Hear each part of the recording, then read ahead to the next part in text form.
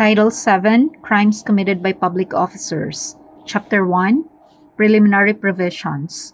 Article 203, Who are Public Officers. For the purpose of applying the provisions of this and the preceding titles of this book, any person who, by direct provision of the law, popular election, or appointment by competent authority, shall take part in the performance of public functions in the government of the Philippine Islands, or shall perform in said government or any of its branches public duties as an employee, agent, or subordinate official, or any rank or class, shall be deemed to be a public officer. Chapter 2, Malfeasance and Misfeasance in Office. Section 1, Dereliction of Duty. Article 204, Knowingly Rendering Unjust Judgment. Any judge who shall knowingly render an unjust judgment in any case submitted to him for decision shall be punished by prison mayor and perpetual absolute disqualification. Article 205, Judgment rendered through negligence.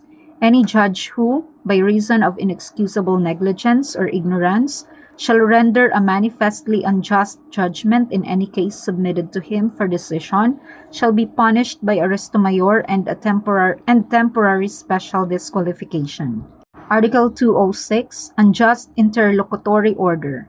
Any judge who shall knowingly render an unjust interlocutory order or decree shall suffer the penalty of arresto mayor in its minimum period and suspension.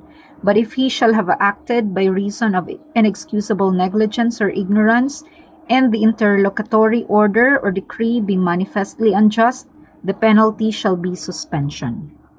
Article 207, Malicious Delay in the Administration of Justice.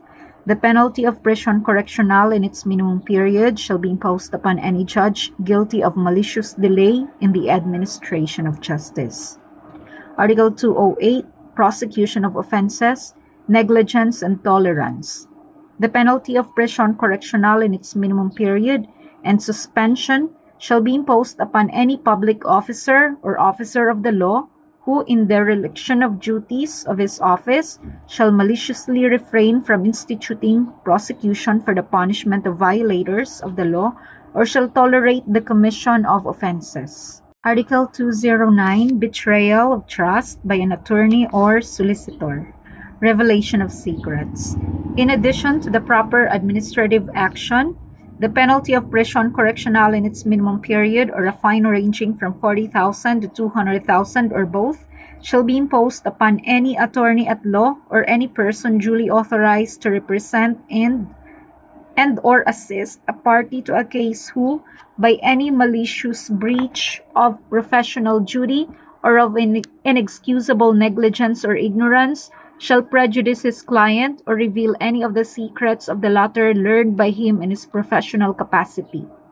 The same penalty shall be imposed upon an attorney at law or any person duly authorized to represent and or assist a party to a case who, having undertaken the defense of a client or having received confidential information from said client in a case, shall undertake the defense of the opposing party in the same case, without the consent of his first client.